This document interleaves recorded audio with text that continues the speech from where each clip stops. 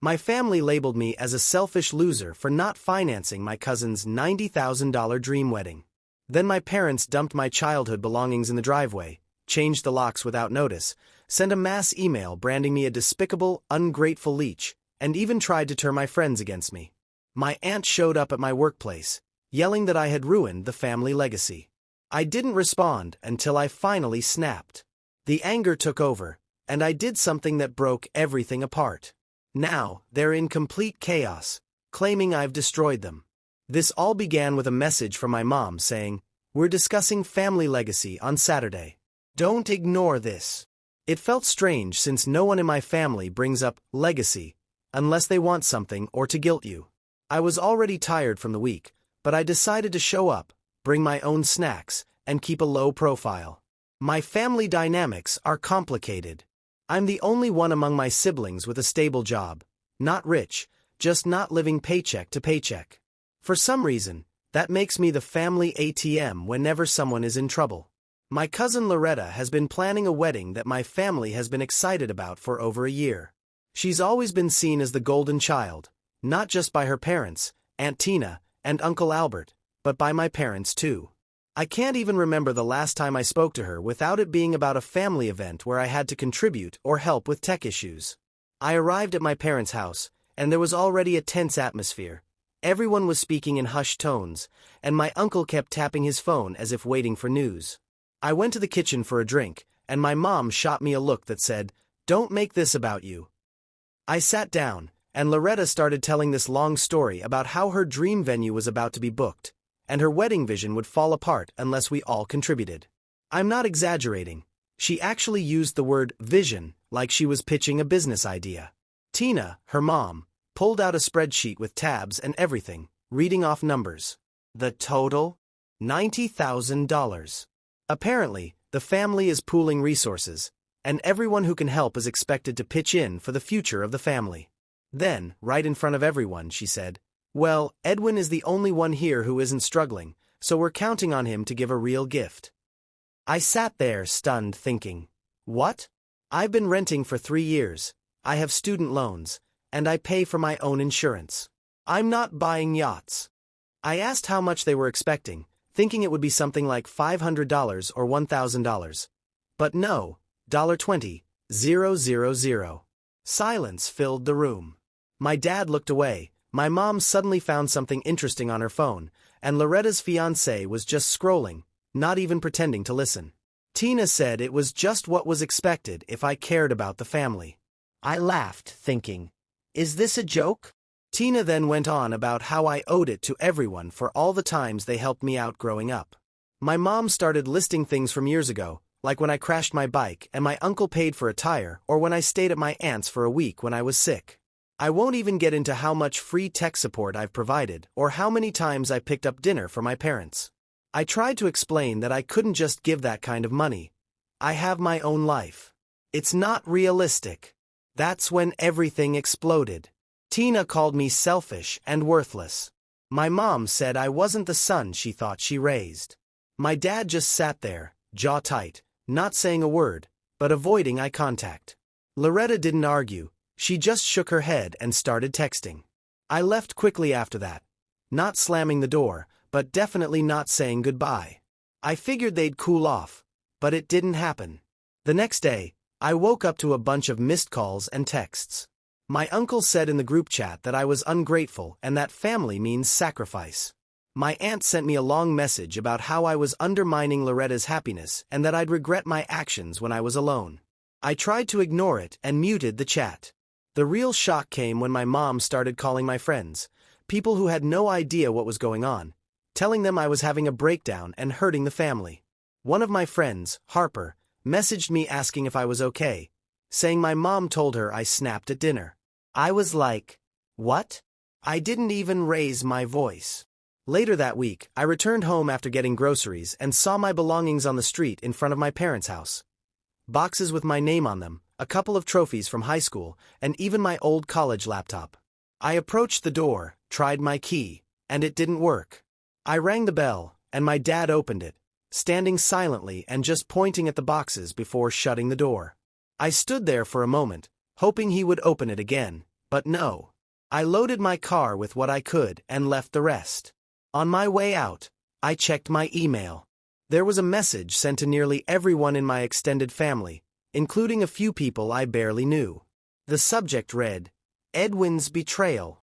My parents wrote a long message about how I was a vile, ungrateful parasite and how they were ashamed to be my parents. I almost laughed but ended up screenshotting it and sending it to a couple of friends for context. In the next 2 days, I received texts from cousins. Some said I should apologize, while others supported me. Most just wanted to know what really happened. I told them the truth. They wanted money, and I said no. I kept my head down, blocked a few numbers, and muted the family group chat. Then, the absurdity escalated. I was at a coffee shop with a friend when Aunt Tina showed up unexpectedly, storming over and yelling at me like I was a criminal. She claimed I had destroyed the family legacy. I told her this wasn't the place. She tried to grab my arm, but I pulled away and told her to get out of my face. She slapped my arm hard and called me a disgrace. My friend stood up and told her to leave. Finally, she stormed out, knocking over a chair on her way. At this point, I wasn't even mad. I was just over it. I was tired of being the family scapegoat. I hadn't done anything wrong, yet everyone acted like I had set their house on fire. But I wasn't going to sit back and take it. I hadn't even started yet. If they wanted to see what selfish looked like, fine. The next time they came for me, they'd regret it. Update 1. So, yeah, I didn't expect people to ask for more, but here we are. I won't lie, I'm still a little frustrated typing this out, but it's almost amusing how far this has gone. Not in a funny way, more like a, "Are you serious?" kind of way. If you missed part 1, my family basically declared me public enemy number 1 for refusing to write a blank check for Loretta's wedding. You'd think denying a ridiculous venue would end it, but no, it just keeps getting crazier. The first thing I noticed after the driveway incident, the lockout, and the mass email was how quiet everything became. It's strange. You don't realize how much noise is in your life until it all stops. I had muted the family group chat, but I started receiving random messages from people I hadn't talked to in ages. Old classmates, neighbors, and people I hadn't seen in years. Apparently, my mom sent out a massive chain email, and many people actually forwarded it. I got one from my old soccer coach saying, "Hey dude, I hope you're okay. Your mom says you're struggling." I texted my mom, asking her to stop, and she left me on read. Suddenly, it was like every other day someone new was checking in. One of my friends, Harper, who is usually laid back, asked if I had done something to anger my family because my mom told her I was having a breakdown. I said, "Nope, just not funding a wedding."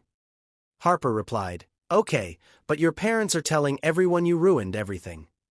She asked if I needed help, sounding skeptical but not really taking sides. I could tell she didn't know what to believe. I can't blame her. If someone told me this story, I'd probably think it was odd too. Now I was just living my life, doing normal things, but it felt off. I saw my name pop up in group stories, with people tagging each other about family drama, always vaguely, like they were fishing for sympathy. Loretta posted a picture of herself crying with a sappy caption about family betrayal, and it received a flood of comments, at least half from my aunts and cousins hyping her up. The worst part is that my parents kept going. They started calling my landlord, asking if I was stable and if there had been any issues with the neighbors. My landlord was confused, asking if I was behind on rent or something. I told him I pay early, keep to myself, and don't throw parties. I asked him to ignore my parents. Aunt Tina, who seems determined to make this her hill to die on, showed up again, this time at my apartment. She literally waited outside until I returned from getting takeout.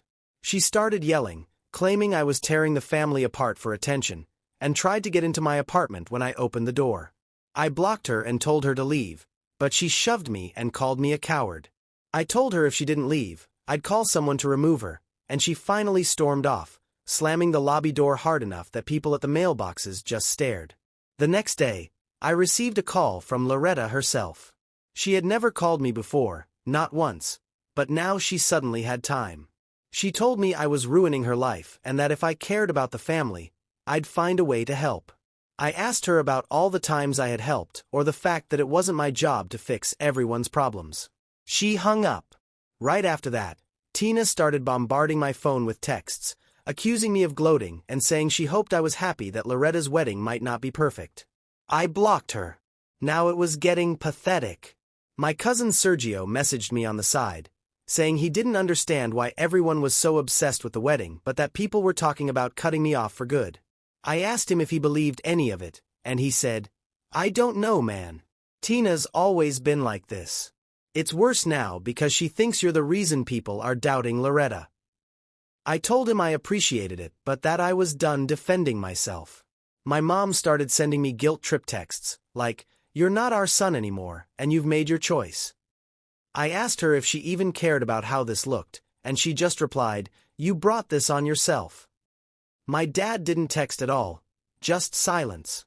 At this point, I was convinced he was letting my mom and Tina run the whole situation because it was easier. The next time I went out, someone I barely knew from high school approached me at the grocery store. He said, "Hey, I heard you got kicked out. What happened?" I just shrugged and said, "Family drama." He laughed as if it were a joke. People love a train wreck that doesn't involve them, I guess. Here's where it gets truly insane. I started losing invites to events. One of my cousins was having a birthday, and suddenly I wasn't in the planning group chat. A mutual friend unfollowed me and then sent me a message asking if I was as bad as everyone said. I asked what she meant, and she just said there was a lot of talk about me. I told her to believe what she wanted. My family was basically trying to erase me from everything. I tried to talk to my mom in person for some closure, but when I showed up at their house, she closed the door in my face. I knocked and asked her, "When did I become the enemy?" She said, "When you put yourself above your family." She slammed the door. It felt like every day, someone else was picking a side. I could see who was loyal and who just wanted to be in my mom and Tina's good graces. It wasn't even about the money anymore. It was about control. They wanted me to feel isolated, to break me down until I apologized and wrote a check. They were upset that I wasn't begging to come back. I'll admit I thought about letting it go, but then I received another message from my landlord, this time about concerned relatives asking if I was okay. I was done. I started going through my messages, screenshots, and everything. I gathered all the times I covered bills, fixed things, drove people, and paid deposits for family events. I put it all in a document with dates, amounts, and screenshots. Maybe it was a bit petty, but I was tired of being called a leech when I had carried more than my share for years. I sent it to a few cousins, saying, "Hey, just so you know, this is what's really been happening." Most didn't reply, but a few were like, "Wow, I had no idea." Sergio said he figured I was doing more than people knew but didn't want to get involved. Loretta started getting nervous. I could tell because she was posting even more vague stuff online, like, "When people show you who they are, believe them." I didn't react. Then came the real blow. I emailed the family group chat, just like my parents did to me. I kept it simple. Just so everyone is clear, I am no longer responsible for any shared family costs, including the lake house utilities or anything related to Loretta's wedding. I attached the document with the breakdown. I didn't throw insults or call names. I just laid it all out there. Receipts, dates, the whole deal.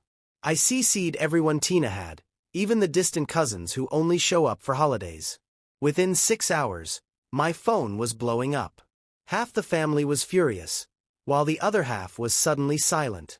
Tina called me 7 times in a row, leaving a voicemail about how I was burning bridges. My mom texted me, saying I was embarrassing her. My dad finally called and said I was making things worse. I told him, "You want me to stop? Then you and Tina need to fix the mess you made." He hung up. The next day, Tina showed up at my apartment again, this time with Loretta, who was crying before she even stepped out of the car. I told them I wouldn't let them inside. Tina tried to push past me, but I blocked the door. She shoved my arm and yelled that I was ruining everything. I warned her that if she didn't leave, I would record everything and send it to the group chat. Loretta just stood there sobbing. Finally, Tina dragged her away, slamming the car door so hard that the neighbor came out to see what was happening. But I wasn't done yet. I checked the payment status for the wedding vendor and found out my name was on some of the contracts because I had helped book the photographer and the venue when Loretta first started planning, back when I thought everyone was just contributing a little. I emailed both the photographer and venue, telling them I was no longer involved and to remove my name from everything. I made it clear that any unpaid balances were not my responsibility. The photographer replied, saying that without my payment, the date wasn't locked in. The venue said the same. I forwarded everything to the family chat. Now it was chaos. Loretta was texting me non-stop, begging me to fix things. Tina was calling me names, and my mom said I was breaking her heart. My dad tried to guilt-trip me, saying I was making the family look bad. I told him, "You did this to yourselves." Sergio texted me asking, "Dude, what did you do? Everyone's flipping out." I replied, "Nothing they didn't do first." The next morning, I saw Loretta post a story saying, "When people you trusted turn on you, you find out who really matters." I almost laughed. My landlord texted to say he had received another call from my mom, this time stating I was unstable. He asked if I wanted him to block her number, and I said yes. He agreed to do it. Honestly, the energy felt different now. It wasn't just them attacking. It was them scrambling. People began messaging me privately, some apologizing, others just fishing for gossip. I told them, "You pick your side." I wasn't backing down. The final thing I did was text my dad, "Don't ever use my name or my money for anything family-related again." He simply replied, "I hope you're happy." I didn't respond. If they wanted to see what happened when I stopped being the responsible one, fine. Now they had to deal with the mess themselves. Part 4 is coming, but let's just say meltdown is the right word for what happened next. Final update. I thought things had peaked with the wedding collapse and the group chat war, but no.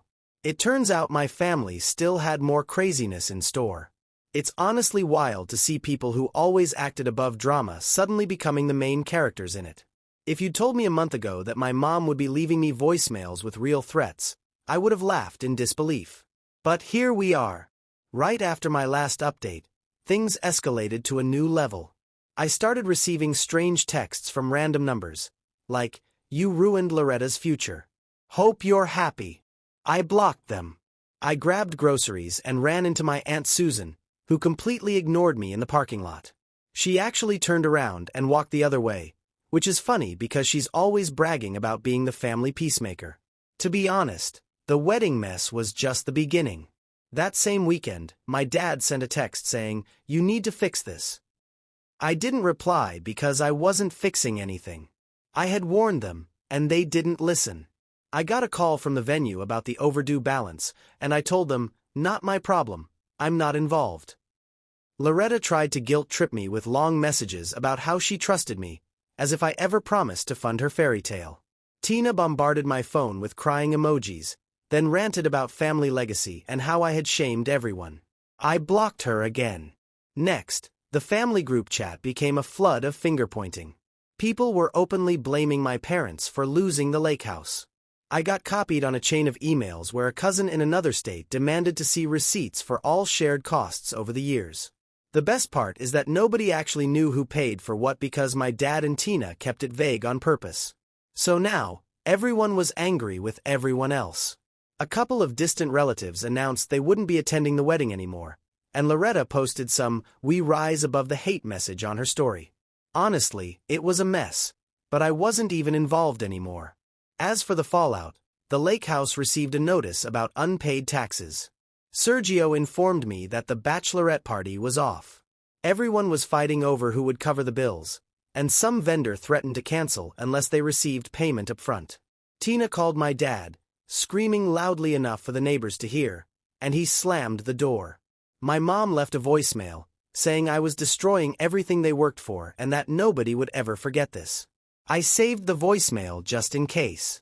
My phone blew up with cousins trying to get my side of the story. Most just wanted gossip, not actual help. Harper, the friend my mom called, texted me, saying she finally understood now.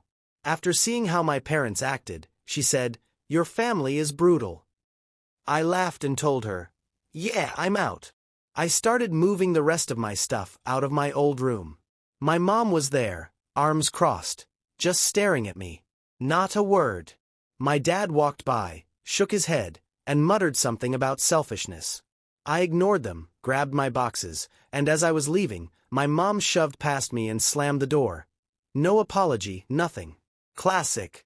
A few days later, I heard from Sergio that the wedding had been postponed indefinitely. Loretta was blaming me, Tina was blaming my parents, and my parents were blaming each other. Apparently, there was now a rumor that I embezzled family money, which is hilarious because I was the only one actually paying bills. Sergio was upset too because he was counting on using the lake house for his own plans, and now he had nowhere to go. I told him, "You saw what happened, I'm not the bad guy here. It's all fallout now." My mom sent one last email to the entire family, saying I was officially cut off and should never contact them again. I read it, deleted it, and blocked her email. My dad tried to call, but I didn't answer.